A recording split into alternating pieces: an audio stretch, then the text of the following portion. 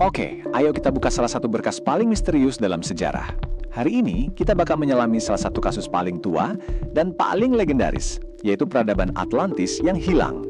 Jadi, pertanyaan besarnya tuh ini, apa mungkin sebuah peradaban super canggih, bahkan mungkin loh ya, lebih canggih dari kita sekarang, bisa lenyap begitu aja tanpa jejak? Ini bukan cuma soal kota yang tenggelam loh, ini tentang kemungkinan adanya satu babak utuh dalam sejarah manusia yang hilang. Satu babak yang kalau ketemu, bisa nulis ulang semua yang kita tahu. Oke, setiap investigasi kan pasti dimulai dari saksi utama.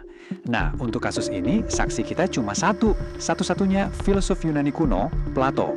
Serius, semua yang kita tahu atau kita kira kita tahu tentang Atlantis itu sumbernya dari tulisan dia.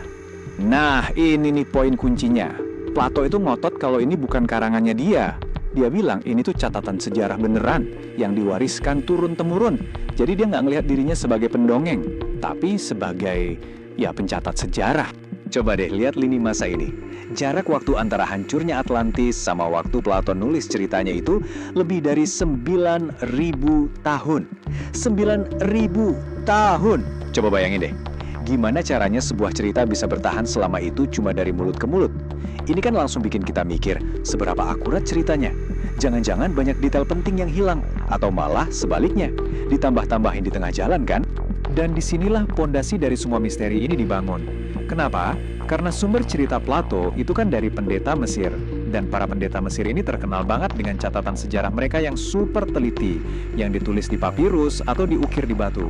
Jadi, bisa dibilang kredibilitas klaimnya Plato itu bergantung penuh sama reputasi mereka sebagai penjaga sejarah kuno.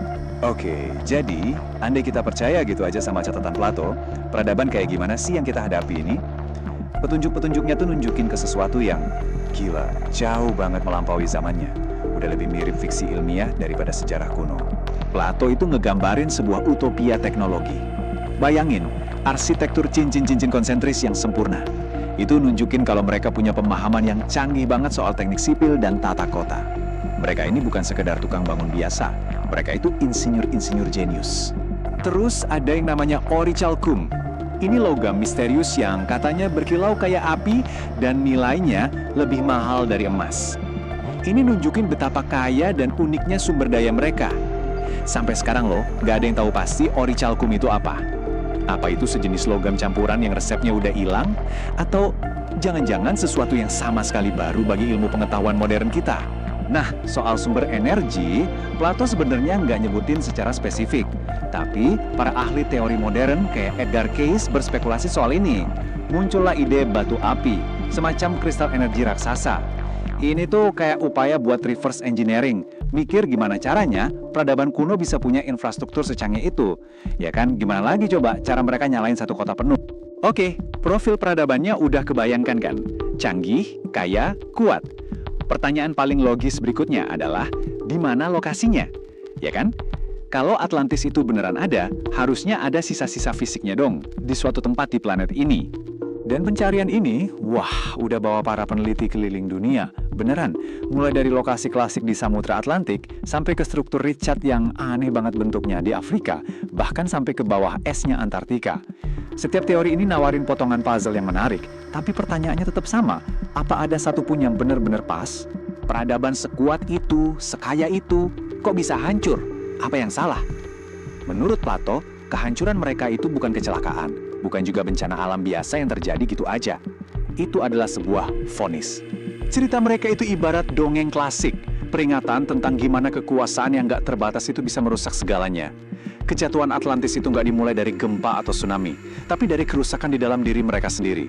Jauh sebelum lautan menelan kota mereka, kesombongan udah lebih dulu menelan jiwa mereka. Dan yang bikin merinding tuh, cerita ini mirip banget sama mitos-mitos kuno lainnya. Ide tentang keturunan dewa yang jadi rusak karena sifat manusiawi, kayak yang kita lihat di kitab Henoch misalnya, itu pola yang terus berulang di seluruh dunia. Seolah-olah semua kebudayaan kuno ini punya ingatan kolektif tentang peristiwa yang sama. Beberapa teori bahkan bilang kalau Atlantis ini adalah simbol kesombongan manusia sebelum datangnya bencana besar global. Jadi, menurut pandangan ini, nabi-nabi kayak Henoch dan Nuh itu bukan cuma ngasih peringatan abstrak loh. Mereka tuh bicara langsung ke peradaban yang sombong dan kuat ini, yang ngerasa mereka itu kebal hukum Tuhan. Oke, kita udah punya saksi, kita udah punya motif. Sekarang, waktunya nyari senjata pembunuhnya. Ada nggak sih peristiwa geologis di dunia nyata yang cocok sama deskripsi bencana dahsyat versi Plato? Masih ingat angka tadi? 11.600 tahun yang lalu. Plato itu spesifik banget ngasih angka ini. Dan coba tebak, para ahli geologi ternyata punya nama untuk sebuah bencana global dahsyat yang terjadi persis di waktu yang sama. Ini bukan kebetulan yang bisa kita abaikan gitu aja kan? Namanya peristiwa Younger Dryas. Ini adalah periode di mana iklim bumi berubah drastis, tiba-tiba dan brutal. Gletser raksasa mencair, menyebabkan banjir besar di seluruh dunia. Nah, buat banyak peneliti, kecocokan antara waktu yang disebut Plato dengan bukti ilmiah ini tuh terlalu pas untuk jadi kebetulan. Ini bisa jadi petunjuk kuat kalau mitos Atlantis itu berakar dari sebuah trauma nyata, sebuah ingatan tentang dunia yang beneran hilang di telan air. Jadi, ayo kita rangkum berkas kasusnya. Saksi, kita punya Plato. Motif, kesombongan dan korupsi. Tempat kejadian perkara, ada beberapa kandidat kuat. Dan senjata pembunuhnya, peristiwa Younger Dryas. Memang sih semua buktinya ini bukti tidak langsung, tapi menarik banget kan? Nah, putusan akhirnya, seperti biasa, saya serahkan ke kalian. Pada akhirnya, mungkin pertanyaan terpentingnya bukan apakah Atlantis itu nyata, tapi pelajaran apa yang mau disampaikan dari cerita ini? Sebuah kisah kuno tentang peradaban yang hancur karena kesombongannya sendiri. Rasanya kok relevan banget ya sama-sama sekarang. Pertanyaannya tinggal satu, kita mau dengerin peringatannya atau enggak?